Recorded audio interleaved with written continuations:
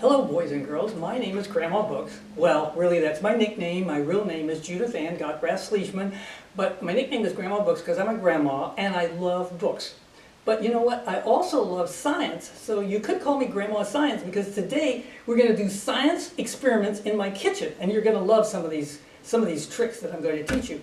You know, all magic is really just science. So if you see a magician do something that looks like it's magic, there's no such thing as magic. It's all science, and I'm going to show you how to do some tricks that you might have fun. You might want to play some of these tricks on other people.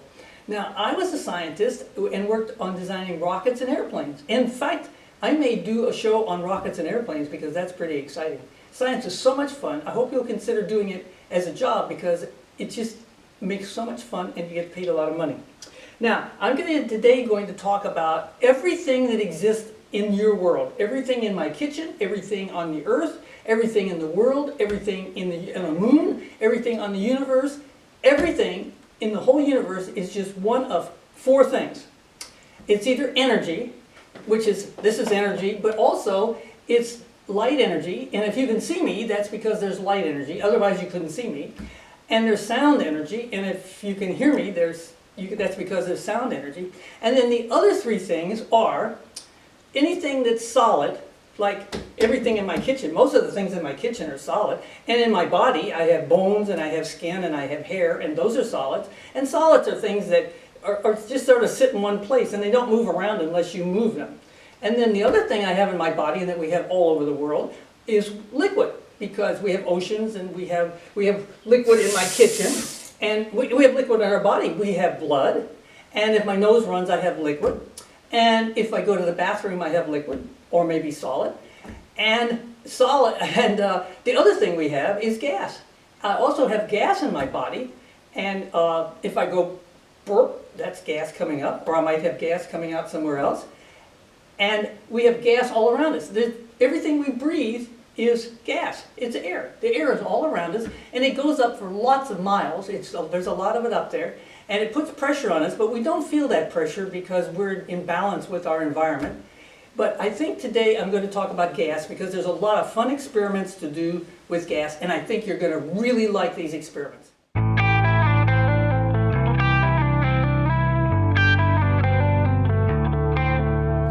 Now, liquid, gas, and solid, these three things that make up our whole universe are what we call matter. Now, English is a funny language because, you know, I might say, "What's the matter? You look tired." Now, it's not that kind of matter. This kind of matter is liquid, solid, and gas, and they're everywhere. And the one thing about matter is, different from energy, is it always weighs something. Even air weighs something. You can't feel it, but it does. And it also takes up space. Air takes up space, liquids take up space, and solids take up space. So those are the things that we're going to talk about today, especially gas. Now, we know you can't see gas, so how can we prove there's gas? Scientists have to do experiments to prove things. So I'm going to prove to you today that we know that there's gas all around us. Now, if there wasn't any gas, how could I blow up this balloon? Obviously, I'm blowing air out of my lungs, and I'm blowing it into this balloon, and it's there. And then we can also tell, because, you know, we can make noise.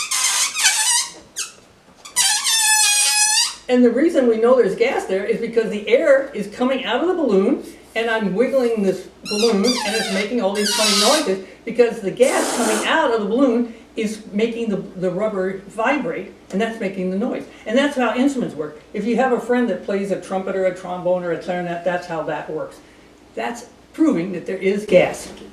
So this is a kitchen experiment you can do that's really fun, and you can probably trick your mom with this.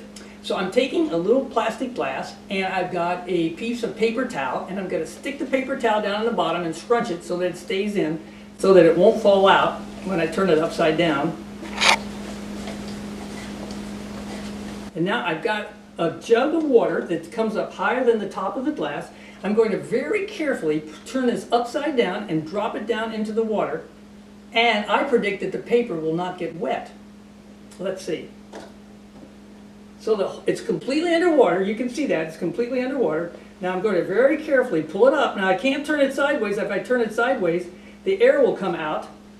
So I have to be very careful now. I'm going to pull out the paper, and look, it's completely dry. None of the water got into the cup. And the reason is Because the cup was full of air, and that proves that there's air around. Even though you can't see air, and you can't always smell it, there's air in there, and when I put it in the water cannot get up to the paper because there's air. That's a good trick to play on your mom. Now, I told you that all matter, whether it's a solid, a liquid, or a gas, takes up space and weighs something. But it's hard to see that there's any air up here, and you can't feel the pressure, but there's pressure pushing down on us because this air weighs a lot. It really weighs a lot. You don't think it weighs a lot, but it does. I'm going to show you. Now look, I put a ruler on the kitchen counter, and I can very easily knock it off. And the reason I can do that is because even though the air is pushing down on the ruler and it weighs, all that is under air weighs, but it doesn't weigh a lot because it's not a very big ruler. Now, I'm going to take the comic page, and you know this doesn't weigh very much, and I'm going to put that on top of the ruler. Now, the air that weighs so much is weighing on the whole big piece. This whole piece is now having weight on it, and you can't feel the weight, but that air weighs a lot, and it's going to be all over it. And now, when I try to knock the ruler off, the air is pushing down to hold it down on the counter. Look.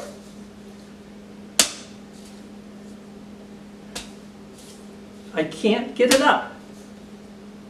Now I have to be careful when I do this because one time I did this at a school and I asked a little first grade boy to come up, was he really strong, and have him knock on it because I wanted to prove that you couldn't lift it up. And he came up and he went like this, and the ruler flew 20 feet, almost hit a teacher. I was in trouble. So if you're doing this at home, don't hit it as hard as you can, because if you hit it really, really hard, you'll be able to overcome the weight of all the air pushing down on the comics. Boys and girls, this is a trick that you can play on your mom or your big brother or anybody, and it's a good trick because it doesn't hurt anybody and it's not dangerous.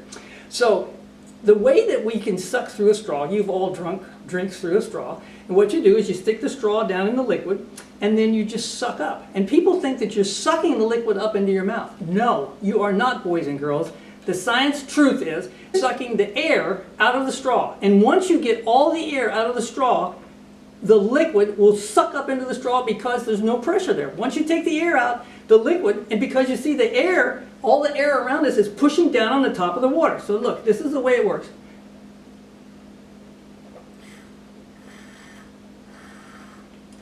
So I can drink. Okay, now, here's the trick part. I love magic. If you get your mom to punch little holes for about this much of the straw on both sides, little holes, little tiny holes, what happens is now, if you give this to your big brother maybe he's been bullying you, and you say, I'll bet you can't drink this water using this straw, and don't let him see. If you see the little holes, I put them in the red, I got this from In-N-Out Burger, and you can't see the little holes. Now what happens is, when he tries to drink,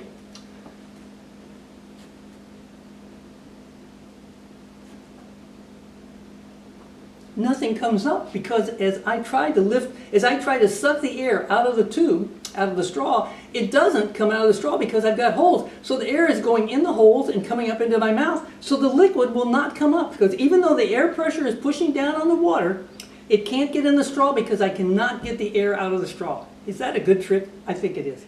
So since air has weight, it pushes on things. It has force. It's sort of like if you push on yourself like that, it does that too. And you don't feel it because there's no air now. But like if you were outside and you were riding your bicycle, and if you stick your hand out like this, you can feel the air pushing on your hand, can't you?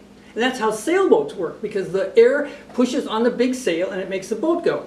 Now, I'm going to prove that air does that because, look, I've got a really good trick. This is a good trick to play on anybody. Even your teacher won't know this. So I'm taking a big mug, and I'm taking a can, an empty can. And I put the big mug, the can down in the big mug, and the mug has to be big enough that you have to have space all the way around the can. You have to have space for the air. So here's what I'm going to do. You say this to your dad. Dad, I'll bet you can't get that can to jump out of the mug if you don't touch the mug or you don't touch the can. You can't lift it out, you can't shake it out like this. Can you do that? And your dad's going to say, no. And this is what you do. You just blow down, and when you blow down, the air hits the bottom of the mug, and then something has to give. It has to give because the air has weight and it has force. Is that a good trick? I like that one. Let me see. I got it to go about a foot the other day. So on the mug trick, I showed you how the air running down to the bottom of the mug popped the can up. Here's another trick you can play on somebody. Say, here's an empty bottle. If you put a piece of paper, a little piece of paper, in the edge of the bottle like this, see, and in like this, can you blow the paper into the bottle? Well, of course, anybody can blow hard enough, they can blow it into the bottle. Watch this. Oh, what happened? It came out and hit me. Well, let's try it with a different piece of paper. Here's a little smaller piece of paper. Oh, anybody can do this. You ask your dad. Your dad will be able to do this. He can blow. Your dad, you have to blow really hard. Watch this. And it hits him again. Isn't that amazing? That's because when you blow in, the air goes all the way to the bottom of the bottle, and then it comes back and knocks the paper out into your face. Now look, we can prove. Scientists have to go prove things a lot of different ways. You say, let's cut off the bottom of the bottle, and then put the paper in here. I'll do it with the green one. And now can I blow it out? Of course. It goes out because there's no bottom, so the air just goes straight through, and it takes the paper with it. That is a good trick to play on somebody. Boys and girls, this is a really good trick you can play on someone. Ask your mom or dad to punch 4 holes in the bottom of an empty water bottle. Just 4 holes. I have 4 holes in there. You probably can't see it, but there's 4 holes in there. And then you put the water bottle down in something that has water in it, and then you fill up the bottle with water. So I'm pouring water into the bottle to fill it up. And of course, if I lift it up, the water is going to come out the holes. So that proves there are holes there. But look at this. You see the pressure of the air is going down through the opening in the bottle, and it's hitting the water and pushing it out. Now I'm going to put a cap on so that the air pressure, remember all that air is above us, weighs a lot. It weighs a lot. You can't feel it, but it weighs a lot. So now with the cap on really tight, the air can't get in to hit the water, and it can't push the water out the bottom. So now look what happens. You see, it doesn't run out. So if you want to play a trick on somebody, you say, oh, can you help me get this cap off? And they come over and they try to get the cap off because it's been on really tight. And as soon as they do, guess what happens? The water goes out. You don't do that. That would be a bad trick to play on anybody because they get mad because they get wet. But that proves that the air weighs enough that it's pushing down on the water and forces it out the bottom, but only if the cap is off. If the cap's on, the air can't get into the bottle to push it. You can't push on it. Isn't that a great trick? And girls, there's a big difference between air when it's hot and air when it's cold. Well, you know that. You can tell the difference between a hot day and a cold day. But I'm going to show you a scientific way to prove this. So I've poured really hot water out of my sink in the kitchen into this bottle. This is an empty plastic bottle that had Coke or Pepsi or something in it. And I'm going to pour it out. But what happens is that the bottle is warm because the water was hot. So then I put the cap back on. And I just wait until the bottle cools. And once the bottle cools down, the air inside will be cooler than the air was when it was hot. And you're going to see what's going to happen. You see what's happening is the air inside was hot. And hot air takes up a lot of space. But when I put the cap on, the air can't get out. And now the air inside is getting cooler. Can you hear that? As it does, the pressure outside is more than the pressure inside, and it's going to collapse the pop bottle. This is a good experiment to play. So boys and girls, I hope you enjoyed our science experiments today, and I hope you know more now about gas, about air, and about all the air around us. Next time I'm going to talk about liquids.